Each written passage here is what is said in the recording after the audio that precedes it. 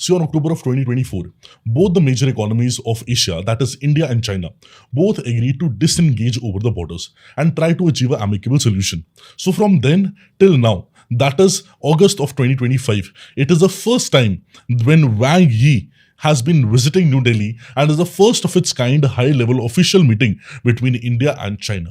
Two Asian powers trying to rebuild ties. India's Prime Minister Narendra Modi has met with China's top diplomat in a sign of easing tensions between the neighbors after a years-long standoff.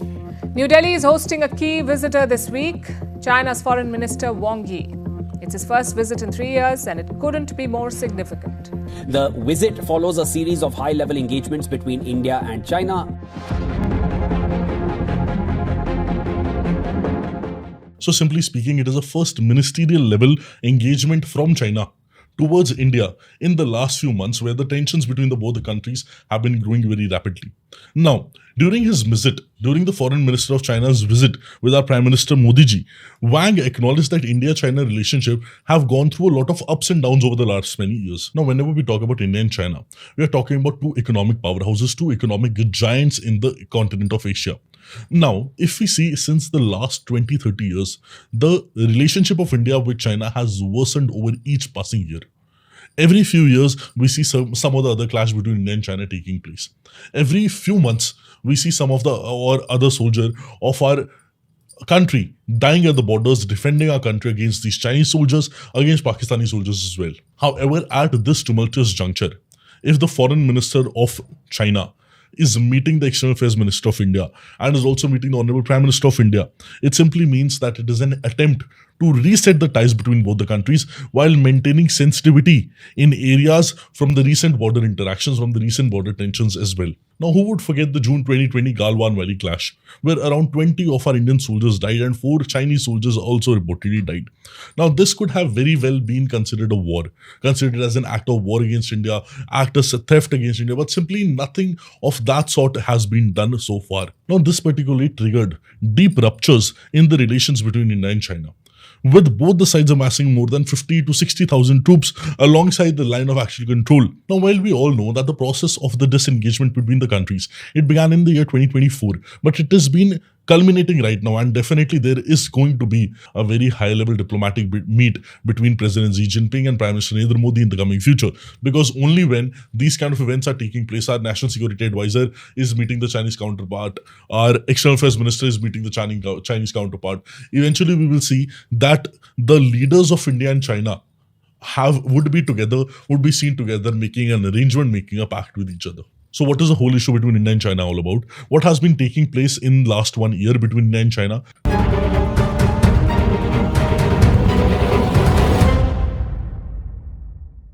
So if you look into perspective, India and China has had a very difficult relationship. Over the last many years, their relationship has turned from friend to enemy, and then enemy to friend, and then again from friend to enemy. Now, because of these cycles which have been going on, not now, it has been going on since 1960s, where we were not even a very small power, leave alone a superpower.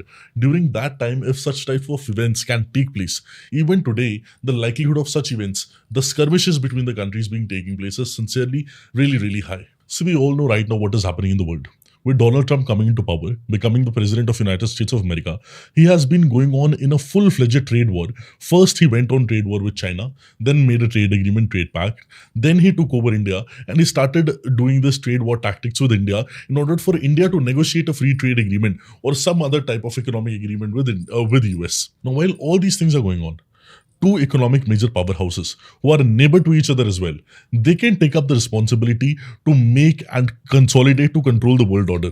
Also, not just this, there should be an agreement to resume the direct flight connectivity at the earliest, facilitation of visas of tourist, business, media and visitors, facilitation for that.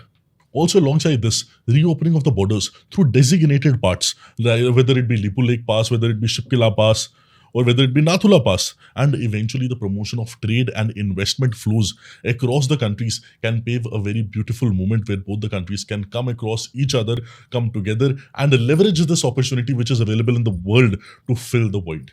See, we see in today the world powers which are existing. One is definitely US. The other military power is Russia. Now, Russia is economically not very much powerful. But US, one very staunch critic and also one very staunch and credible opponent of US right now is China. China is booming day by day. China and India, there's a very big difference because India and China's population is same, but the GDP of China is 5 times that of India. So that's where the big difference lies between both the countries. In order to ensure that both the countries leverage the situation, do not fight amongst themselves and find some common ground in order to hold each other together and then fight with the world or fight with the other parts who are trying to dominate the Asian nation or South Asian nation to be specific, and then give a voice to them as well.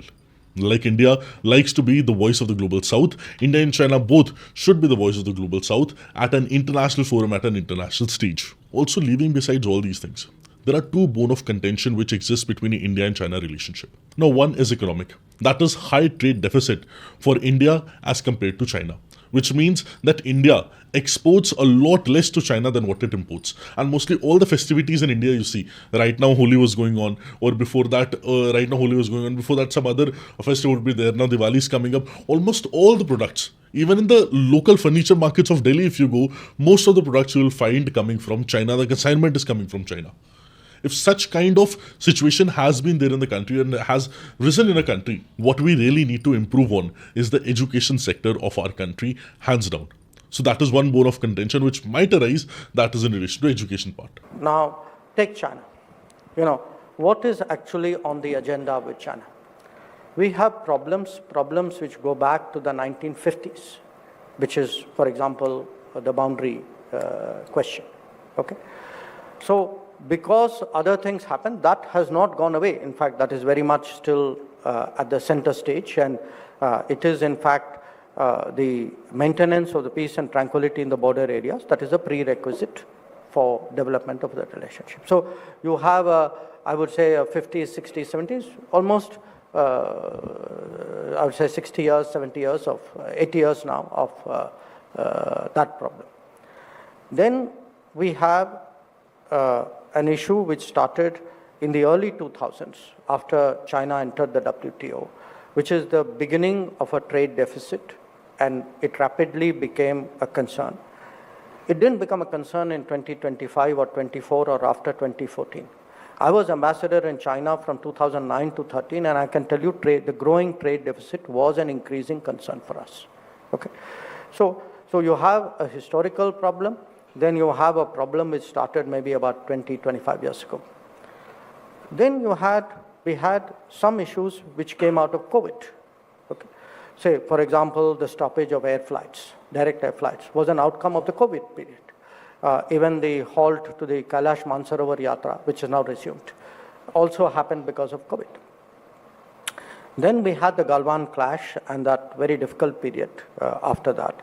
And then there were steps. No, so this economic obstacle can arise where India tries to boost its exports to China and also tries to find import substitution, that is other cheaper alternatives from different other countries like Thailand, Vietnam, Laos or Cambodia or different other countries. India needs to diversify its portfolio, India needs to diversify its buying from different countries. And while doing so, India must also try to navigate its own AI services in order to ensure that AI works seamlessly for all the individuals.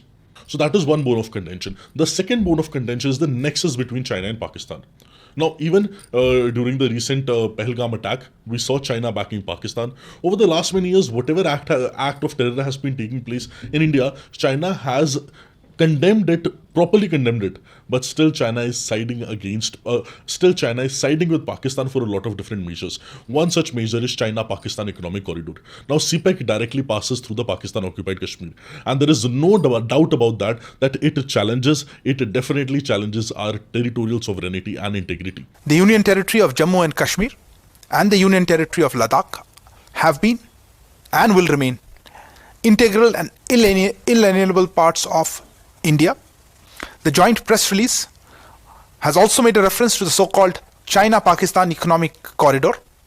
We have consistently conveyed to China and Pakistan that the so-called CPEC is in India's territory that has been illegally occupied by Pakistan, and that we resolutely oppose any attempts by other countries to change the status quo in areas illegally occupied by Pakistan, as also to Pakistan bringing up any material change in Indian territories under its illegal occupation. We call upon parties concerned to cease such actions. Now, if that is the case, if such a scenario is existing, how can both the countries, whatever measure they might or might not take, can come together? These issues are at the fundamental, are at the core. These issues, alongside defense-related issues, security-related issues, need to be corrected with China.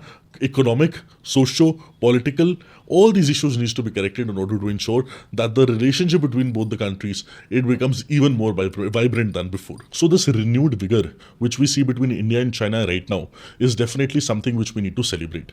However, we need to look at the future prospects in order to ensure that all these conditions right now are leveraged, and a certain high-level meeting which might happen in future in this particular year itself, that becomes fructified, and that is very, very beneficial for both the economies in general. I hope you gained a new perspective from the session. Do let me know what are your views surrounding the renewed relationship between India and China. What are your views surrounding this? I'll be very happy to read your comment section. All the best. Have a beautiful day. Thank you.